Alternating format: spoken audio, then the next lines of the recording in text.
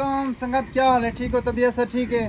आज है 14 अगस्त 2025, जश्न आज़ादी मुबारक का डी है।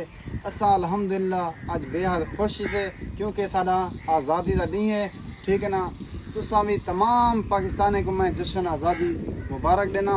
अल्लाह पाक तो सलामत रखे। असा मिलते पे शनवारी वगैरह थे और इधर है एक जश्न आज़ादी मेला है, डांदे का मेला। ठीक है ना?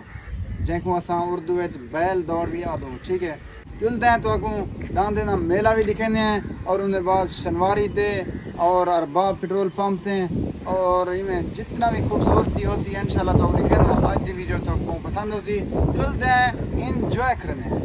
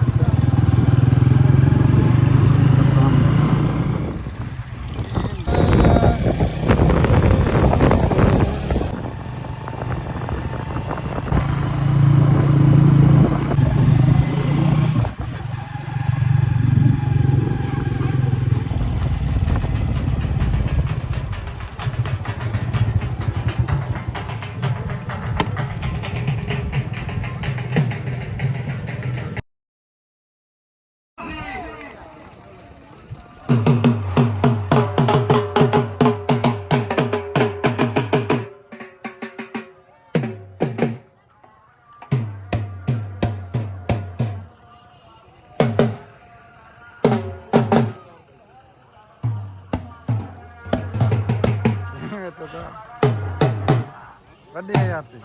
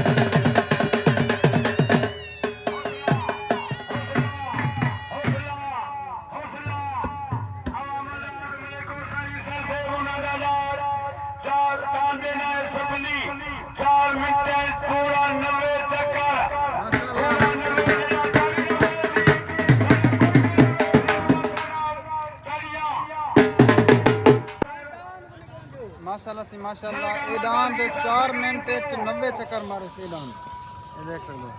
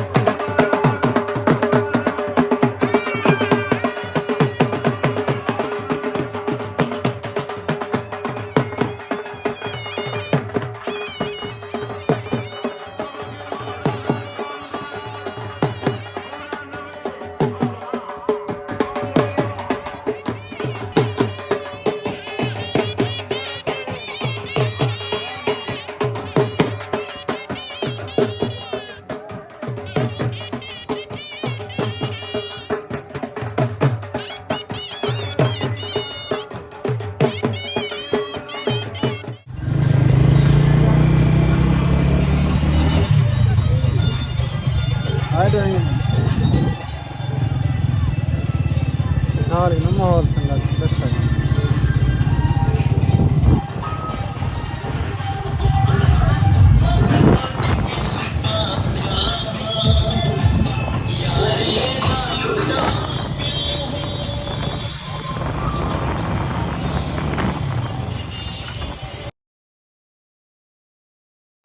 يا